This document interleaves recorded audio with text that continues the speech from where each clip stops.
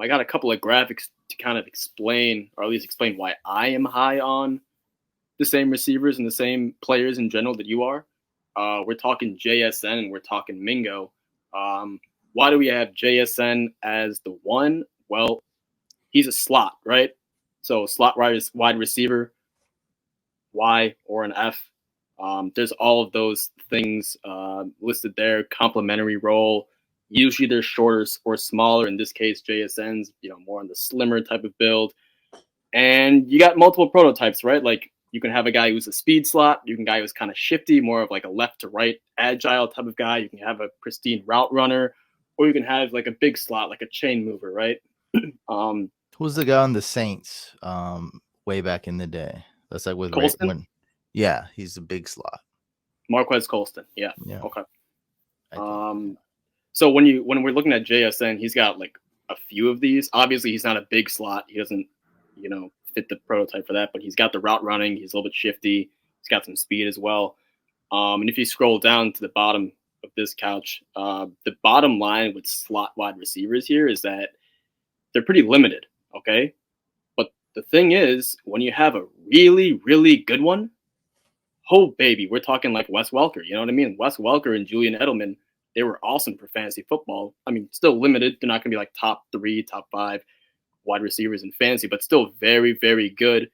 And that's what we're hoping with for JSN. He's going to be one of those types of very dominant um, slot wide receivers, and those become fantasy football assets to build around over there. Now let me add some fantasy stats to this to kind of Okay. go further in this. So the Z, or like a speedster, let's say, kind of like a Deshaun Jackson. And Deshaun Jackson, I'd consider more of an anomaly. He was so good, just often injured. But like a Z, a speed guy, a deep threat, especially if they're kind of like smaller, just pure speed. Often these guys are good in best ball. They're Mm-hmm. volatile / inconsistent. Inconsistent's not a negative term. It's just used as it's just a word. It also means volatile. Good for like 40 plus bonuses that some leagues have. And you don't want to go off that, but it's just facts of facts.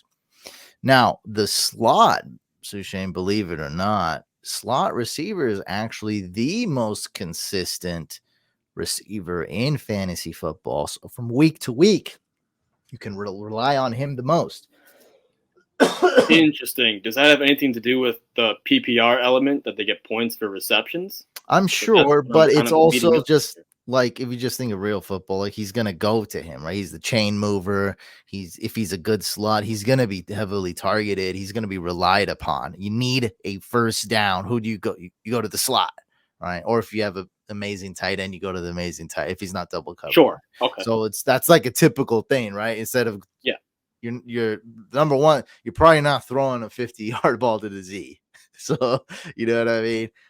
Or maybe even there's a lower probability chance, you throw into the X. So often you go to your go-to slot guy like a Wes Welker, Edelman, Cole Beasley, Jarvis Of course. Landry in his prime. And often, the tight end acts as that role as well. Of course. Yeah. So they're very consistent. Now, smaller. Now, this one is a less potent stat, but it does exist. There is a small correlation, so I don't want to blow it out of proportion. Bigger guys, usually bigger and taller guys, score more touchdowns. So therefore, the shifty smaller slots typically less touchdowns. So if you can actually find that, it's super rare. Right, super rare. Juju's a more of a big slot, but like there are very few slots where you're like you also get the touchdowns. There's Cooper Kupp, who's like the best wide receiver in the league. Not really Edelman. I mean, Hunter Renfro had that one year, but I mean, he sucked the next year, so I'm not going to really put him in here. Sure. Just a very short list. Juju, very short list of guys. So typically, the small shifty slots don't score a ton of touchdowns. I think that's going to change with JSN because he's just Okay. massively talented. And I don't read much into this XYZ stuff. It's to me, it's advanced. This is advanced stuff. This is when you're close to picking receiver A or B. you look at the team, you look at their quarterback, you look at how they're going to fit, then you're going to look at are the X, Y, or Z, and then you put the whole picture, the puzzle together. This is not like your basic thing. We don't just look at this and be like, oh, this guy's the better receiver because he's here. And that's why I like JSN, just because he's going to be a slot. I think he's amazing. We're seeing a guy who could be better than Garrett Wilson and Olave in the NFL, and I'm taking that. I don't care if he's playing A, B, C, D, Z, whatever. I don't care if he's Right. playing some made up number, like Elon Musk's kid, whatever he named his kid, whatever the heck, alien planet. I don't care. Like if he's that good, I'm drafting. I've seen how good Olave is. I've seen how good Garrett Wilson is. I'm drafting. I think we're kind of saying the same thing with slots, because I was just saying only dominant slots become fantasy football assets. You kind of just put it into more context and were a little bit more specific than what I was. But I think in general, we're kind of saying the same thing, where like you have to be a really, really, really good slot wide receiver in order to be successful in fantasy. Now, you did mention X wide receivers. I don't completely judge, like you were saying, it's just a part of the puzzle.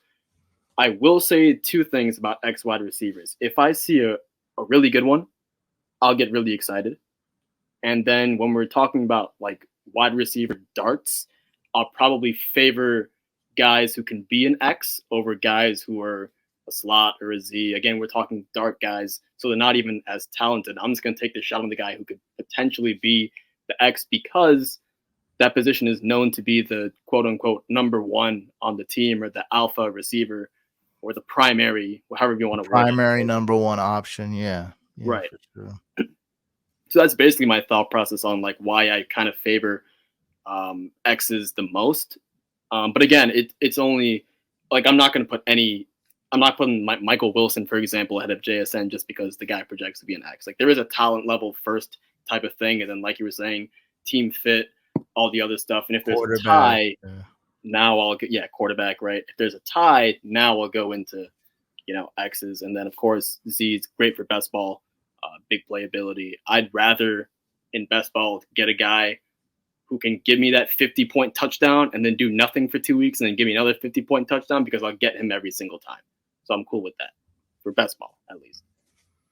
Yeah, we agree on everything. I don't think you got to be really, really, really good, like incredible as a slot to be a fantasy asset. You got to be that to be like, I mean, it's only like Cooper Kupp, like, but no one's going to really be Cooper Kupp. Like, you're just not expecting that. I think there's a role, and we all play PPR. I think if you're a good receiver and your quarterback's solid and you're a passing team, I think you're going to be good. And yeah, the X is the main guy. The X is the ideal because what you said, that's usually the primary target, is the number one read, so on and so forth. He could be used several ways. You're not worried like, oh, he's going up against an aggressive corner, or he's going up against a speedy corner. Like he's the X, like he can do it against any corner. Like it's fine. Like he's used to double coverage, or he's used to facing the number one corner. And so when he's not, then I mean that's an even easier decision. Like, oh, okay, like mismatch. Another thing too, I mean, I just want to make the huge point that like this is advanced stuff. Like it's not, this is not the first, second, or third thing you want to think of when selecting a receiver, but it's definitely like the fifth thing you want to think of when you're selecting a receiver. It is important. It is something. Man, I forgot what I was. Oh yeah, one other thing I want to say important, that all this stuff is it's good to know, but it's not the main thing in the NFL. When I look at PFF and I'm watching the games, these guys are moved a lot. I mean, defenses are doing different things. They're putting different wrinkles, and so are offenses. I see a lot of X's playing the slot. If the coach thinks it's going to be an advantage, or coaches often, they do like a setup move, just like a boxer. They might do a couple things to kind of set up a bigger play later on, like Kittle going for a 40-yard pass, and then offensive pass interference in the Super Bowl. I mean, things happen. I get what you're saying, but a little pushback on that. Like when I say an X wide receiver, that implies that you can do everything. Like a Z wide receiver, appear like a Deshaun Jackson type. I mean, I guess you could put him in the slot. He'd become a speed slot, so that's more interchangeable. But those are types of guys that when I say Y or when I say Z, that means like, okay, they're limited to a complementary role on the team. That's basically the main thing. Yeah, oh, yeah, I I understand agree. it's a Yeah. versatility game nowadays. You're Yeah, absolutely yeah. No, right. I agree. I agree. And yeah, I get what you're saying. Yeah. And if you do move those guys to a different thing, they're probably not gonna do well because now they have their flaws. Yeah. No, definitely, Yeah. definitely. And when you are moving your X to a slot, the play call is probably going to the slot receiver. He's like, hey, So like it's still huge miss, like this guy's gonna just like go to him. Like, right. yeah, just throw the ball at him, just get a first down. Um, Exactly. I didn't miss this comment, which is great, which is one of the landing spots I like for Hopkins, and I think that it would help Deshaun Watson really get back his groove back. Hopkins to the Browns, yeah, for sure. What's up, Keys? What's up, Eric? I'll go pan. Yeah. Hopkins to the Browns would be cool because it kind of follows a diagram on screen. Amari Cooper would be X. Hopkins would be the Y, the big slot. Elijah Moore would be the F, and then the Z would be Donovan Peoples-Jones, just so you can visualize that. And for the F, if you don't want Elijah Moore or if you don't want DeAndre Hopkins, you'd put in David Njoku. There you go. Or you just put Hopkins as the X, Cooper as the Z, because it don't matter. And then because you're probably gonna be, you're right about that. Yeah, you're probably not going to be playing 4 wide receivers a lot, rarely. Yeah. And then Elijah Moore is the ultimate slot. So it's like Elijah Moore should just be like single covered against the third corner, sometimes maybe second best corner. I mean, sometimes it'd be the fourth best corner. So it'd be like it'd just be amazing for Elijah Moore. Yeah, no, that's cool. Oh yeah. I like this little what do we call it? A little class lesson. School awesome. lesson. I'm glad. We did a real life example of Hopkins going to the Browns for sure. There you go. Dang, that's a stacked team though. I mean, we're talking about it would be. Oh my god, yeah. We're talking about we're benching Njoku, we're benching DPJ.